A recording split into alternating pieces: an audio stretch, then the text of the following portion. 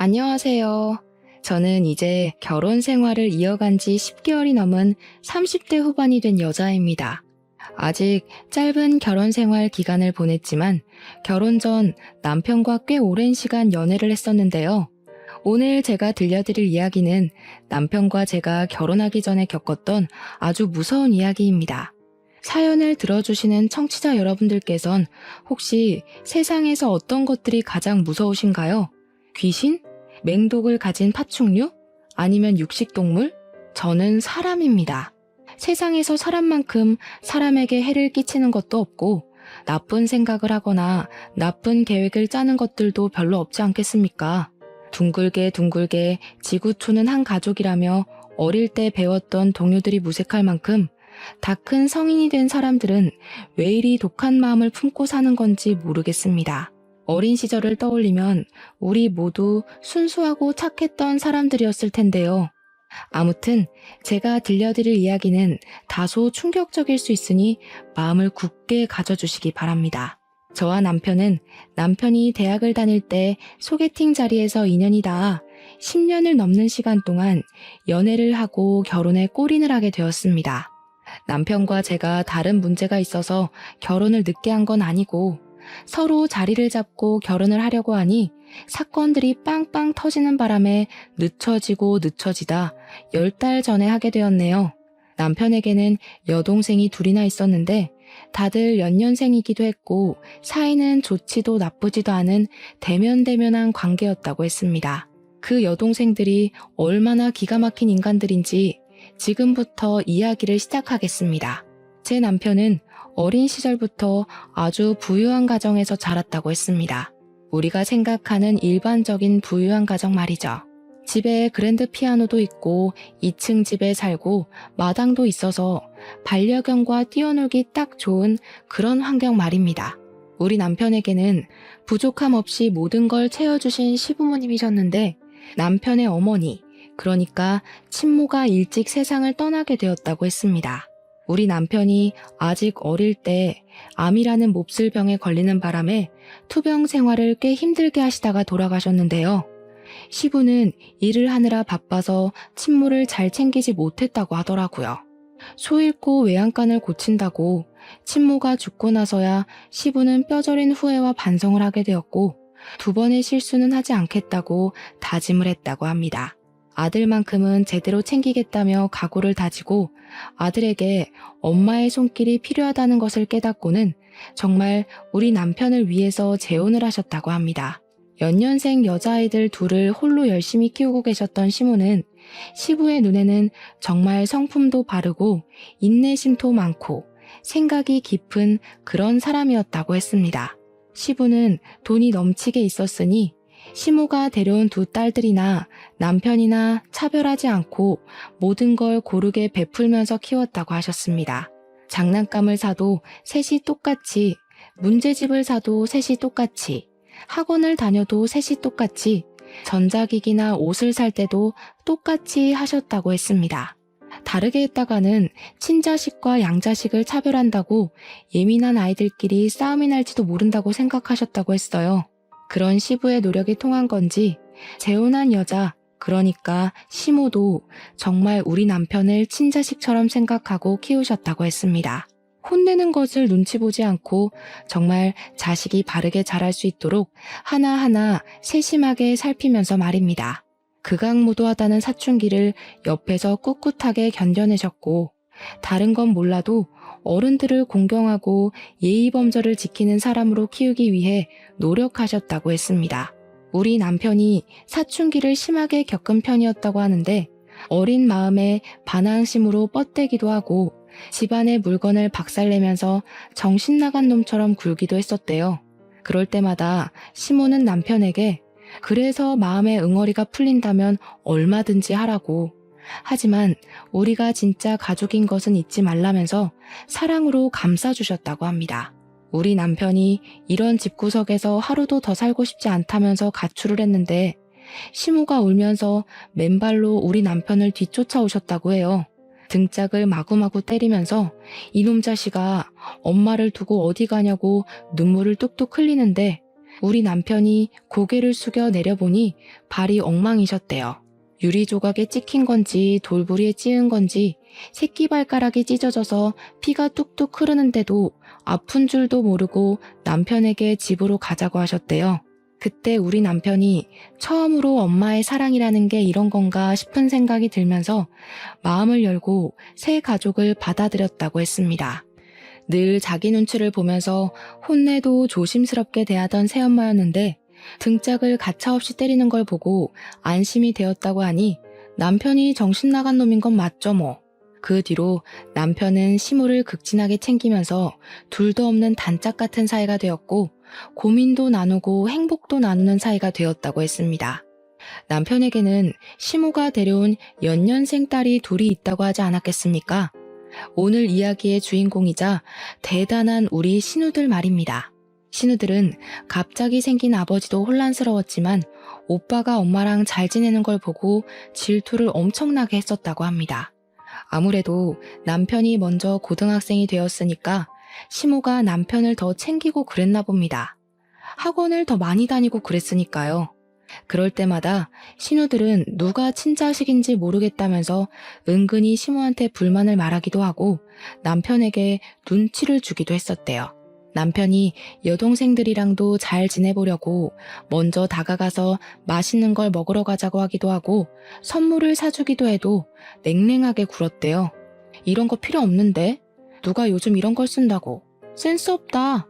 하는 말을 면전에 뱉으면서 줘도 안 가질 거라고 돌려주고 그랬다고 하네요.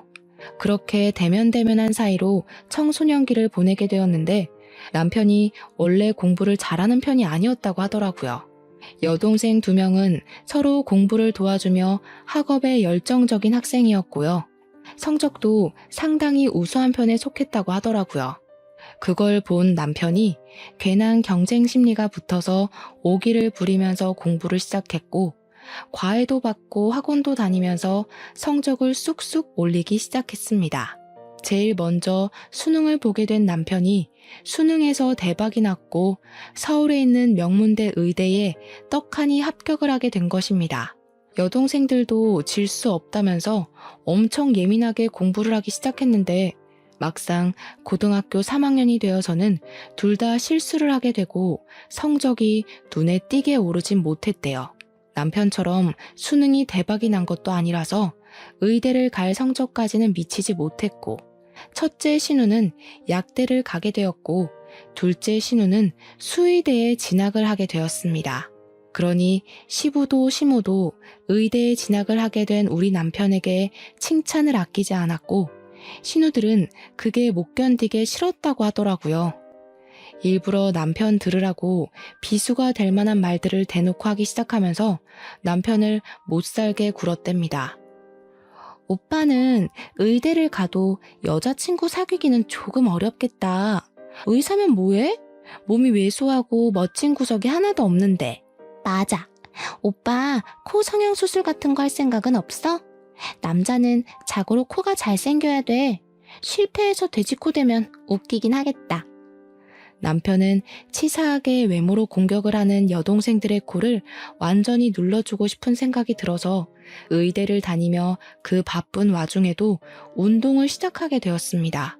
당연히 시간을 많이 할애할 수 없었기 때문에 근육이 단단하게 잡힌 몸까지는 만들지 못했지만 장근육이 도드라지는 예쁜 몸매를 가지게 되었습니다.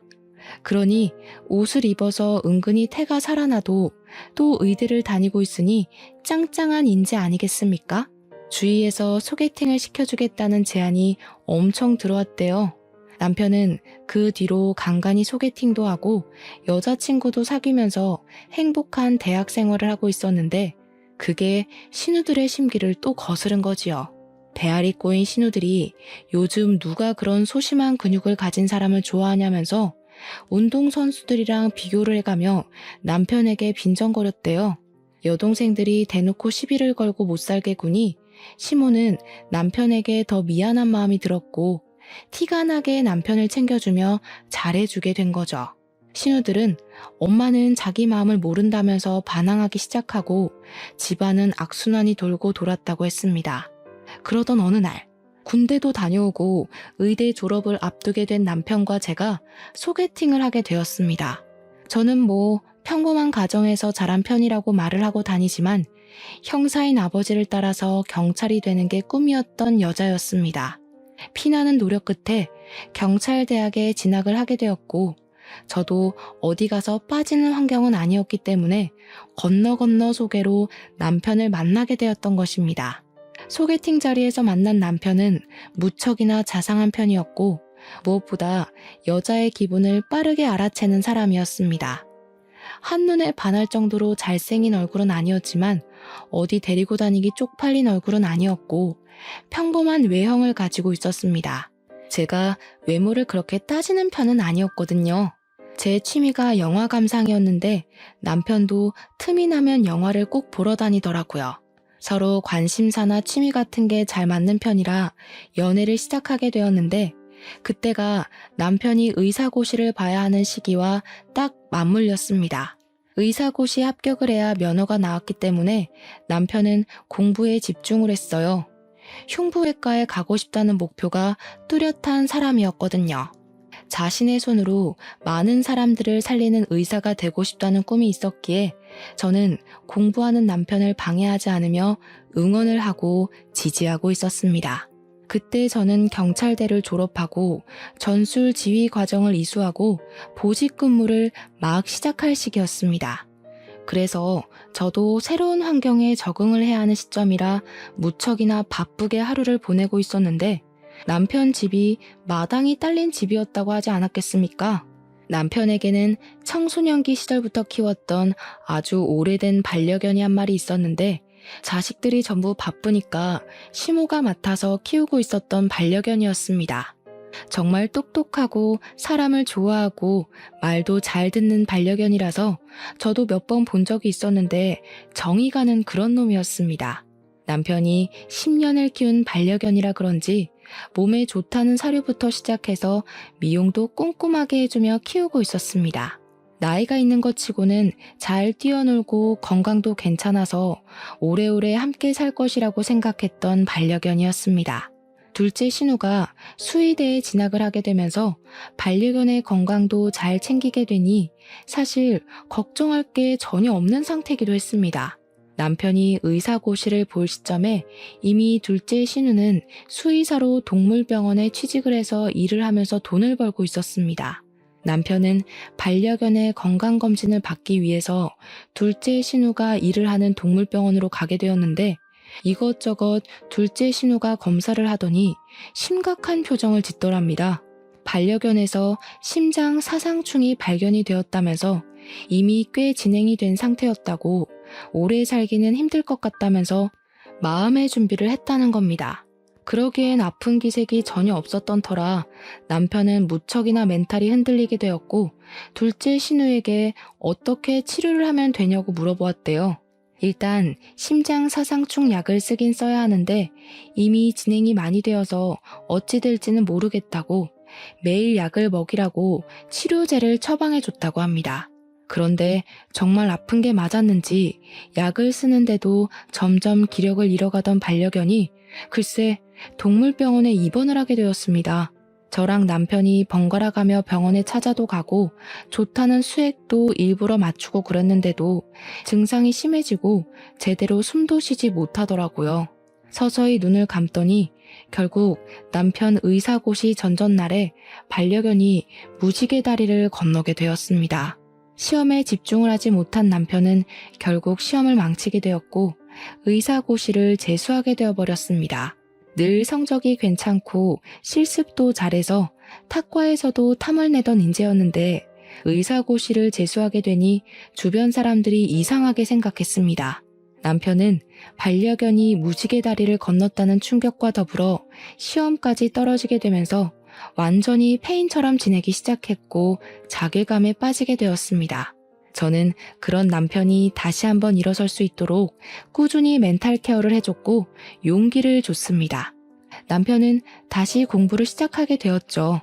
하지만 남편의 가슴 한편에는 늘 그 반려견이 함께 있었습니다. 신우들이 같이 살기 시작한 이후에 데리고 왔던 반려견이었으니까 신우들도 10년 이상을 같이 살았던 반려견이었는데요. 거기다가 둘째 신우는 수의사로 일을 하고 있었으니까 반려견이 얼마나 소중한 존재인지 충분히 인지를 하고 사는 사람이었거든요. 그런데도 불구하고 개 장례를 치러주는데 코빼기도 비치지 않더라고요. 몇 번 본 저도 참석을 했는데 말입니다. 첫째 신우는 바빠 죽겠는데 굳이 그런 것까지 해가면서 유난스럽게 굴어야 하냐고 시모에게 자기는 부르지 말라고 했다는 거예요. 글쎄. 반려견에게 가장 큰 애정을 쏟아부었던 시모와 남편만 눈을 꼭 감고 미동도 없이 누워있는 반려견을 화장하면서 엉엉 울더라고요. 물론 저도 눈물이 찔끔 나오긴 했습니다. 그 맛없는 약을 먹고 병원에 입원해 치료를 받으면서도 한 번을 짖지 않던 순한 멍멍이였거든요. 저도 몇 번 안 봤지만 눈물이 찔끔 날 정도로 마음이 아팠는데 신우들은 어찌 그리 차갑게 대할 수 있는지 진짜 사이코패스가 따로 없다고 생각했습니다. 저희는 화장을 해서 뼈가루가 된 반려견의 유해를 집 마당에 잘 묻어주고 반려견이 평소에 좋아하던 개껌도 놓아주었습니다. 남편과 연애를 한 지도 시간이 꽤 흘렀고 남편은 그 다음 해에 치러진 의사고시에서 우수한 성적을 내면서 당당하게 의사 면허를 취득하게 되었습니다. 본격적으로 흉부외과를 선택한 남편은 일이 바빠 잠을 잘 시간이 부족할 정도로 공부를 하며 의료기술을 익혀나가기 시작했습니다. 저도 경찰서에 발령을 받아 근무를 하게 되면서 각종 범죄 신고에 출동을 하느라 하루가 어떻게 흘러가는지도 모르게 지냈습니다. 남편과 다 죽어가는 몰골로 다크서클을 턱 밑까지 끌어내리고 데이트를 하는 도중에도 서로의 직장에서 연락이 오면 뛰쳐나가야 했습니다. 영화 한 편을 제대로 볼 수 없을 정도로 바빴으니까 상상이나 되십니까? 그러던 도중에 집안이 조용하다고 우울해하는 시모를 위해서 남편은 새 강아지를 입양하기로 결심을 했습니다. 시모와 함께 유기견 센터에 가서 시모가 제일 눈이 가는 강아지를 입양해왔다고 했습니다. 저는 남편을 칭찬해 주었죠. 유기견이라 그런지 사람에게 받은 상처가 있었던 강아지는 낯가림이 아주 심해서 으르렁거림이 많았는데 특히 신우들에게 유독 으르렁거렸다고 했습니다. 솔직히 제가 제3자의 눈으로 봐도 싹수가 없어서 정이 가지 않던 신우들인데 낯가림 심한 강아지는 더할 수도 있겠다 싶었습니다. 저는 은근히 강아지가 신우들을 좀 괴롭히고 물기도 했으면 좋겠다고 생각할 정도였으니까요. 남편은 반려견을 정말 좋아해서 틈이 나면 같이 산책도 나가고 정을 붙이게 하려고 놀아주기도 하고 하면서 지냈는데 정말로 사건이 일어나게 된 것입니다. 수의사임에도 불구하고 집에서 키우던 반려견에게 매몰차게 굴고 정을 주지 않았던 둘째 신우를 반려견이 확 물어버린 겁니다. 다리를 반려견이 아주 심하게 물어뜯는 바람에 살이 찢어져 나가면서 응급실에 실려가게 되었습니다. 둘째 신우는 아파 죽겠다면서 난리를 쳤고 급하게 응급실에서 다리를 봉합하는 수술을 받게 되었습니다. 부분 마취가 필요해서 주사를 맞는데 마취약이 들어가고 있는 와중에도 둘째 신우는 그 개를 당장 갖다 버리라면서 난리를 치더라고요. 아니, 수의사씩이나 되어서는 반려견의 행동도 확인하지 않고 보살피지도 않는 주제에 파양을 하라는 말이 나오는지 남편은 어이없어 했습니다. 시모는 둘째 신우의 난리통에 입양을 한 개를 어떻게 파양을 시키겠냐고 차라리 분가를 하라는 소리를 했다고 하더라고요. 너희 나이도 생각해보면 30을 넘겼는데 언제까지 집에서 엄마가 해주는 밥 먹으면서 살 거니? 직장도 다니겠다. 독립을 하는 게 좋겠어.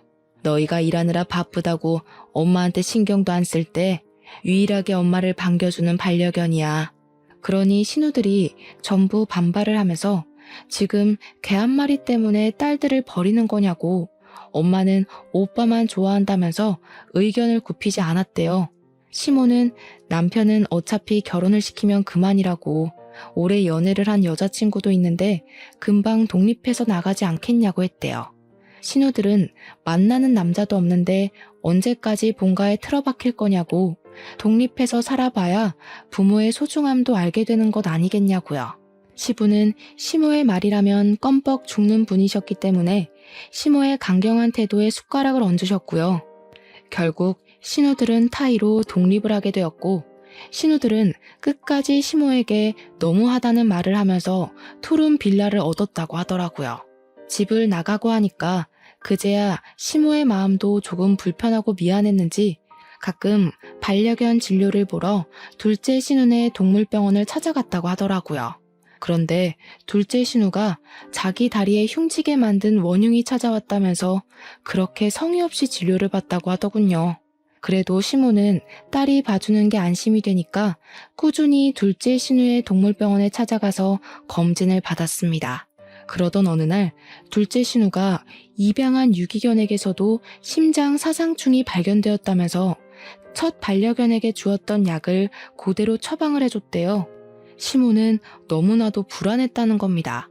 이대로 또 무지개 다리를 건너게 되면 어떡하나 싶었던 거죠. 정도 다 들여놨는데 시모는 혹시 본인이 먹이는 사료가 잘못됐나, 간식이 잘못된 건가 하면서 자책도 하셨습니다. 제발 지금 강아지만큼은 무지개 다리 건너지 않게 치료를 잘 좀 해달라고 신신당부를 하면서 개를 입원시키고 나왔는데 간호사들이 수근거리는 소리를 들은 겁니다. 근데 주원장님 말이야, 그게 자기네 집 개 아니야? 심장 사상충 아니던데? 예전에도 한번 그랬던 적 있었잖아. 맞아. 몇 개월 전에 왔던 그 커다란 레트리버 말이지? 아, 누가 들을라, 조용히 말해. 멀쩡한 개한테 저 약 먹이면 죽을 텐데. 예전에 그 레트리버도 멀쩡하다가 며칠 약 먹고 시름시름 앓았잖아. 본인 집 개니까 사정이 있게 하겠지만 무서운 사람이야. 그 수군거림을 같이 갔던 남편이랑 시모가 듣고 그 자리에서 완전히 얼어붙고 말았던 거죠. 남편이 약봉지를 들고 그 간호사에게 걸어가서는 혹시 알약이 이거 맞냐고 체근하듯이 물어보니까 간호사가 사색이 되더래요. 주원장에게 들키면 잘릴 게 뻔하다면서 죄송하다고 황급히 탕비실에 들어가서 더 이상 캐묻지도 못했다는 겁니다. 남편은 주위 친구들을 수소문해서 수의사인 친구와 연락이 되어 그 알약을 보여주면서 이 약이 어떤 거냐고 반려견이 먹어도 되는 약이냐고 물어봤대요.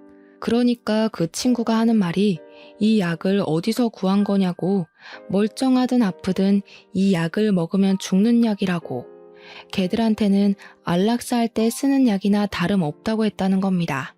남편은 그 이야기를 듣고 정말 온몸에 소름이 끼치고 열이 받아서 바로 시모한테 이 사실을 알렸대요. 어떻게 수의사가 되어서 일부러 개를 죽이려고 그런 짓을 할 수 있는 건지. 두 번째 반려견이야 다리를 물어서 그랬다고 100번 1000번 이해하려고 애를 썼대요. 근데 첫 번째 레트리버는 도무지 그럴 일도 없었는데 왜 그런 짓을 한 건지 아무리 생각해도 모르겠더랍니다. 나중에 알게 된 사실인데 그때 남편이 의사고시를 준비하고 있었던 시기였잖아요. 남편의 멘탈을 흔들기 위해서 일부러 그런 짓을 했던 것이었습니다. 한마디로 남편이 의사고시에 실패를 하길 바라면서 꾸민 짓이었다는 거예요, 글쎄. 이번에는 다리를 물기도 했고 자기가 독립을 하게 된 이유가 입양한 유기견 때문이라고 생각을 해서 개만 없으면 본가에 들어올 수 있을 거라 생각하고 저지른 일이었습니다. 정말 누가 봐도 사이코패스 아닌가요? 이 모든 사실이 밝혀지게 되면서 집안은 당연히 난리가 났고 시모가 자기 딸임에도 불구하고 소름이 끼친다면서 앞으로 얼굴도 보지 말자고 선언을 한 겁니다. 신우들은 어떻게 자기 배로 품어 낳은 딸을 이렇게 내칠 수가 있냐고 울고불고 시모한테 매달렸지만 시모는 아주 강경했습니다. 선을 넘어도 너무 심하게 넘은 행동이다 보니까 시부도 당연히 두 딸들의 편을 들어주지 않았고 남편은 신우들을 향해 욕설을 뱉었죠. 이런 애매한 상황에서 저랑 남편의 나이가 홍기를 넘어서기도 했고 결혼을 해야 할 것 같은 느낌이 강하게 들기도 했습니다. 정말 오랜 시간 연애를 해왔기도 했고 보통 의사나 경찰이나 일찌감치 가정을 꾸리는 경우가 많은데 저희는 역순으로 가고 있었으니까요. 양가에서도 연애를 하는 걸 알고 있었고 서로 부모님도 다 만나 뵙고 자주 연락도 하고 지냈으니까 슬슬 결혼 준비를 하자고 했습니다. 결혼 이야기가 나오자마자 어떻게 알았는지 신우들이 저한테 들러붙어서 가족끼리 서로 얼굴 붉히고 살면 불편하지 않겠냐고 화목한 가정을 꿈꾸지 않냐고 하더라고요. 저한테 자기들이 시부모랑 화해할 수 있도록 화해의 장을 만들어 보라고 당당하게 요구를 하더라고요. 아니, 그런 짓을 해놓고 뻔뻔하게 구는 게 웃기잖아요. 저는 글쎄 그게 제 마음대로 되겠냐고 하면서 신우들을 피했습니다. 하루는 제가 신우들의 등살에 떠밀려서 화해의 장을 만들어 보겠다고 시모한테 제가 아가씨들 반찬을 좀 전달해 주겠다고 했습니다. 시모도 본인 딸이다 보니까 걱정이 좀 됐는지 아직 결혼도 하기 전인데 이런 심부름을 시켜서 미안하다고 반찬들을 주시더라고요. 그래서 제가 그걸 들고 아가씨네 집에 갔더니 첫째 신우가 집에 있더라고요. 문을 열어주더라고요. 제가 알기론 독립한 투룸 빌라는 시부가 해준 걸로 알고 있었습니다. 결혼을 하면 저희 신혼집도 시부가 해주신다고 했었거든요. 근데 거실에 각종 명품이 죄다 널려있는 게 아니겠어요? 방이 2개뿐이라서 물건 둘 곳이 없다고 거실에 늘어놨더라고요. 진짜 무슨 명품관에 온 줄 알았을 정도로 가방에 옷에 시계에 난리도 아니더라고요. 정말 여자라면 누구라도 눈이 돌아갈 것 같은 브랜드의 물건들이 거실에 쫙 펼쳐져 있었습니다. 제가 입을 떡 벌리고 구경을 하니까 저한테 여자라서 그런지 명품 좋아하는 건 똑같다고 하면서 이건 얼마고 이건 한정판이고 난리가 났더라고요. 근데 제가 알기로는 첫째 신우도 그렇고 둘째 신우도 그렇고 저렇게 사치를 즐길 정도로 벌이가 좋은 건 아닌 것으로 알고 있었습니다. 둘째 신우가 일하는 동물병원은 본인 병원이 아니라 페이닥터로 일을 하고 있었던 것이고 첫째 신우도 약사이긴 하지만 일을 그만둔 상태였거든요. 집을 유지하는 것도 한두 푼 드는 게 아닐 텐데 이래저래 돈 쓰는 걸 생각하면 시부가 돈을 지원해주고 있구나 하는 생각이 절로 들더라고요. 절대로 저 명품들을 제값 주고 사서 쓸 수 있을 만큼의 돈을 벌진 못했습니다. 반찬 잘 전달해주고 시댁으로 돌아와서 시모에게 이야기를 하다가 집에 명품이 너무 많아서 놀랬다고 하니 시모가 기겁을 하더라고요. 아직도 그 명품 모으느라 빚지면서 산다니? 그 정신 나간 계집애들 같으니라고. 도대체 어쩌다 저렇게 컸는지 내가 속이 상해 죽겠어. 시모의 이야기를 들어보니까 예전부터 신우들의 사치벽이 장난 아니었다고 하더라고요. 그래서 빚을 갚아준 적도 여러 번 있었고 시부가 마지막으로 빚을 갚아줄 때 용돈도 다 끊었고 지금도 용돈 한 푼 안 준다고 했습니다. 돈을 주면 명품을 사느라고 돈을 다 써서 밑 빠진 독에 물 붓는 거나 다름없다고 하는데 저는 뭐 할 말이 없어서 입을 꾹 다물었죠. 그럼 그 명품들은 다 어디서 얻어온 걸까 싶어서 궁금하긴 했습니다.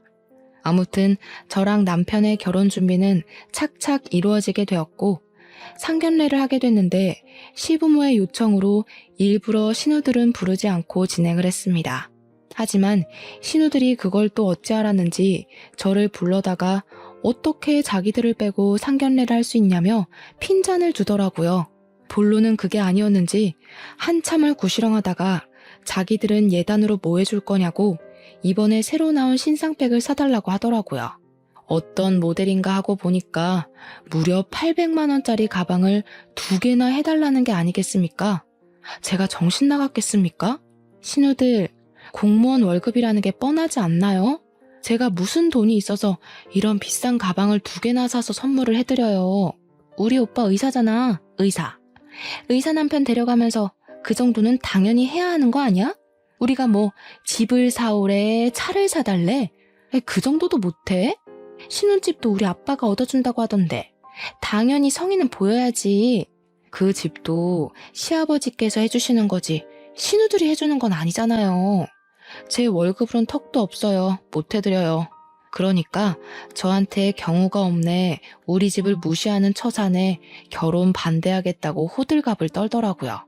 제가 기가 막혀서 시모한테 일렀더니 시모가 몸을 부들부들 떨면서 미안하다고, 자기 딸들이지만 왜 저러는지 모르겠다고 하더라고요.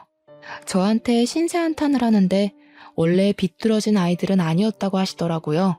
사별을 한 이후에 혼자 딸 둘을 키우면서 무시도 당하고 멸시도 당해서 방어적인 성격을 가지게 된 것 같다고요. 부자 새아빠를 만나서 부족함 없이 살고 있지만 지 오빠가 뭐든 자기들보다 잘하니까 자격지심이 생긴 것 같다면서 눈물을 훔치셨습니다. 외적으로 치장하고 돈을 쓰는 것으로 위안을 삼는 것 같다며 정신병원이라도 보내야 할 것 같다는 말에 저러다가도 정신 차리는 날이 올 거라고 위로를 했습니다. 정신을 차리기는 개뿔. 신우들은 평생이 가도 정신을 차리지 못할 게 분명합니다. 어느 날 시댁으로 소송장이 하나 날아왔다고 하더라고요. 시모가 아무 생각 없이 열어봤는데 글쎄 그대로 목덜미를 잡고 넘어가고 말았습니다. 첫째 신우가 만나던 남자가 있었는데 그 인간이 유부남이었던 것입니다. 본가로 상간자 소송장이 날아왔고 집안이 발칵 뒤집어진 겁니다. 시부는 이제 더는 못 봐준다고 노발대발 난리가 났고 시모는 개거품을 물고서 쓰러지고요.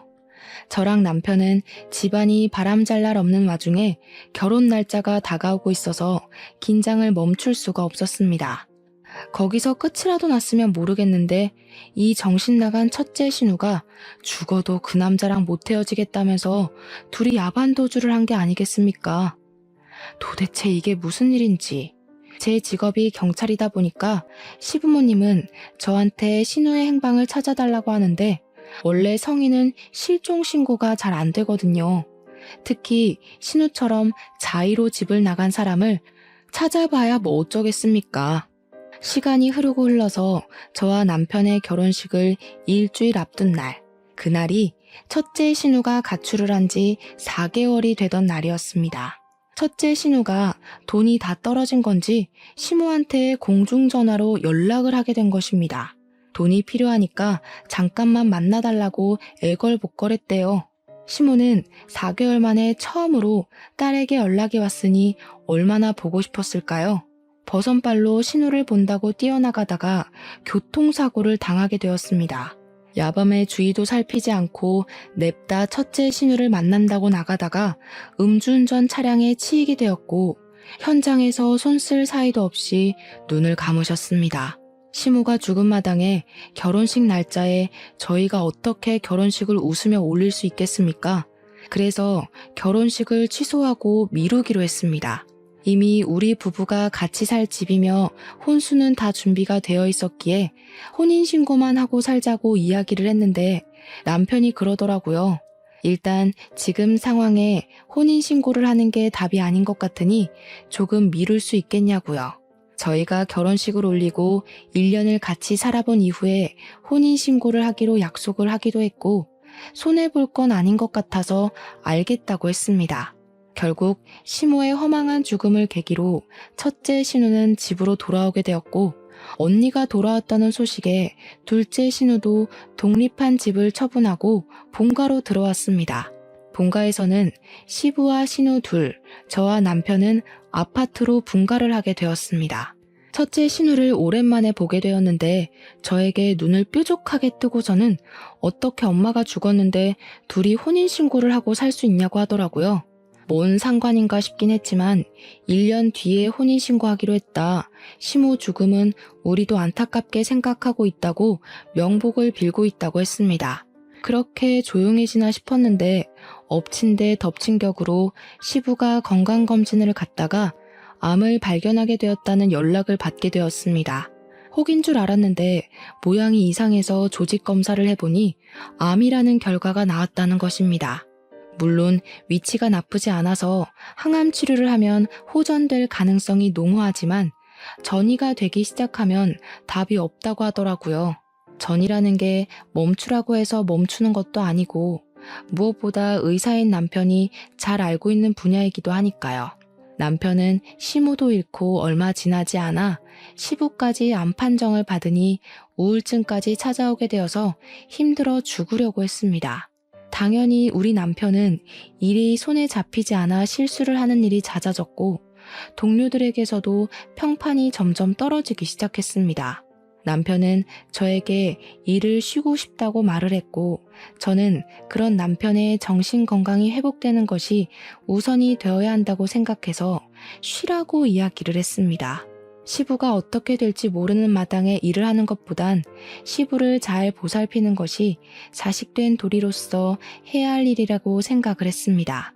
그래서 저희는 더 자주 시댁에 방문을 하게 되었는데 그때마다 신우들은 시부 눈치를 보고 있고 시부는 한숨만 푹푹 쉬고 있었습니다.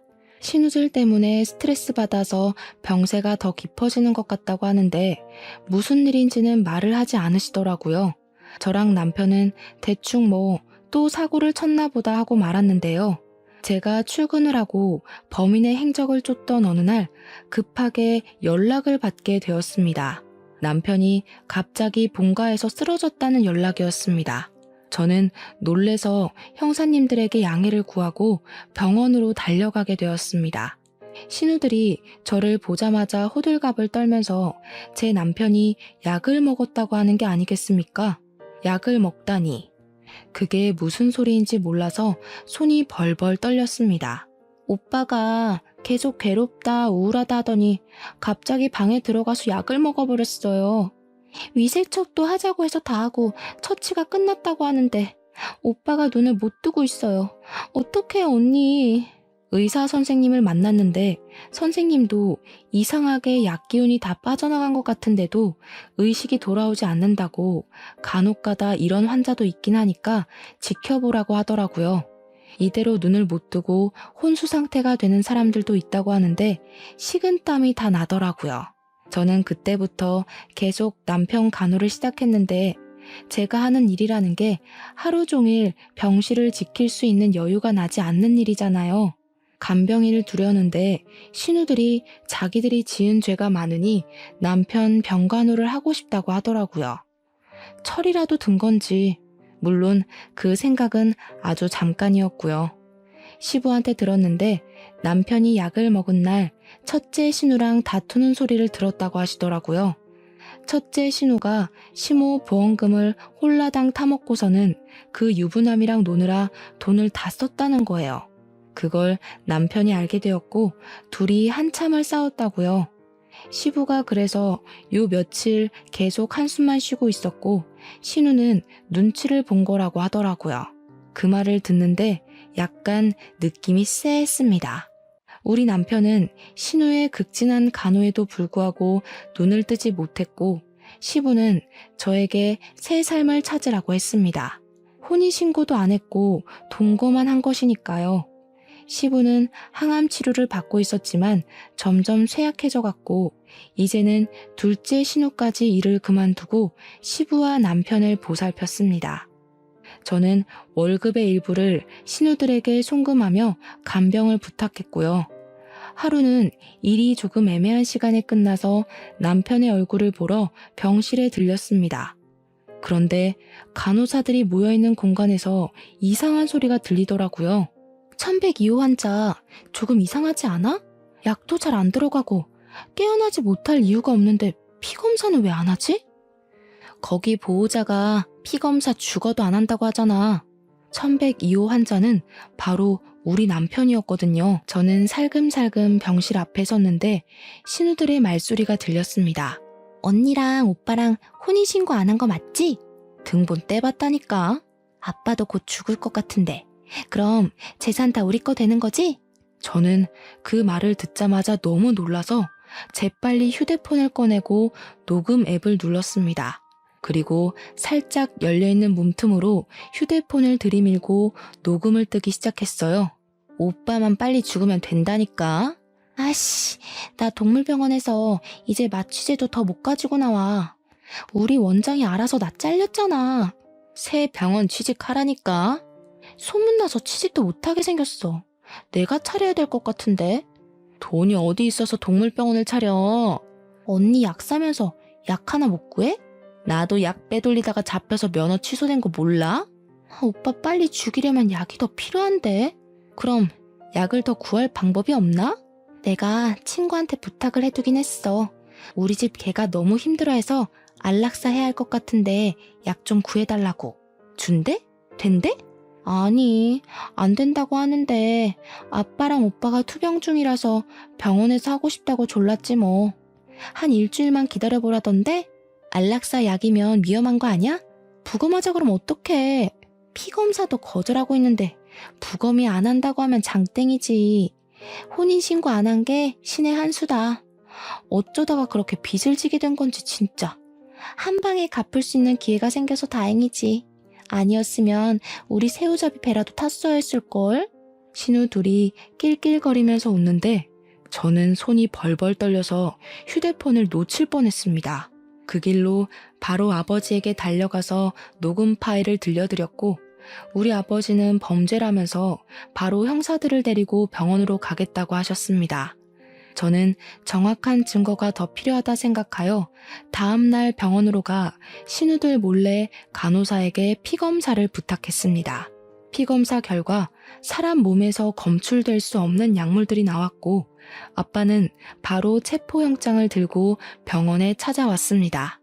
병원에서는 신우들과 남편을 격리시켰고 남편에게는 해독제가 투여되었습니다. 신우들은 경찰에 체포가 되었고 끝까지 부정을 했지만 범죄의 증거가 명확하였기에 법의 심판을 받게 되었습니다.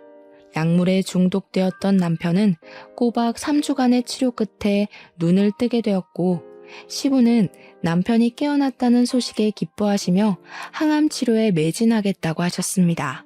남편은 그 이후로 2개월이 더 지난 뒤 퇴원을 하게 되었습니다. 그 뒤로 저희는 더 미루지 않고 혼인신고를 하게 되었고 시누이들의 재판에 증인으로 서서 모든 것을 거침없이 진술했습니다. 처음 사고가 났을 때도 남편의 자의가 아니라 신우들이 약물에 취하게 만들었던 것이었습니다.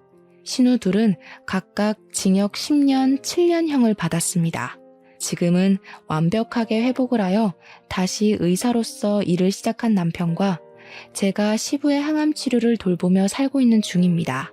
우리 시부도 힘을 낸다고 했으니 좋은 결과가 있길 바라면서 앞으로 더 극악무도한 범죄자들을 확실하게 처리하는 경찰이 되겠습니다.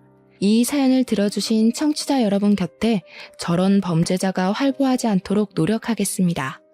물론 저희 가정도 소홀하지 않게 돌보겠습니다. 제 이야기 재밌게 들어주셨다면 더할 나위 없이 기쁠 것 같습니다. 감사합니다.